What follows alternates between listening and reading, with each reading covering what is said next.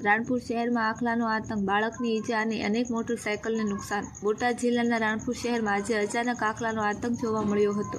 શહેરના રહેણાંક વિસ્તારમાં ભટકતા આખલાએ અચાનક દોડધામ મચાવી દીધી હતી, જેના કારણે એક નાના બાળકની ઈજા પહોંચી હતી તેમજ રોડ પર પાર્ક કરેલા અનેક મોટરસાયકલોને પણ નુકસાન થયું હતું.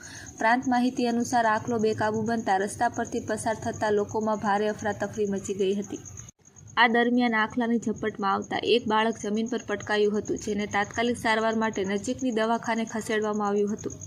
બાળકની હાલત હાલ સ્થિર હોવાનું જાણવા મળ્યું છે. આખલાની દોડધામ દરમિયાન રસ્તા કિનારે પાર્ક કરેલી અનેક મોટરસાયકલોને ઠોકર વાગતા વાહનોને નુકસાન પહોંચ્યું હતું.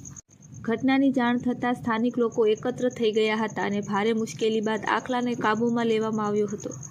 આ ઘટનાને લઈને સ્થાનિક રહેવાસીઓમાં ભારે રોષ જોવા મળી રહ્યો છે. લોકો દ્વારા પંચાયત અને તંત્ર વારંવાર શહેરમાં ફરતા પશુઓ અંગે રજૂઆતો કરવામાં આવી હોવા છતાં યોગ્ય પગલાં ન લેવાતા આવી ઘટનાઓ બનતી હોવાનો આક્ષેપ કરવામાં આવી રહ્યો છે.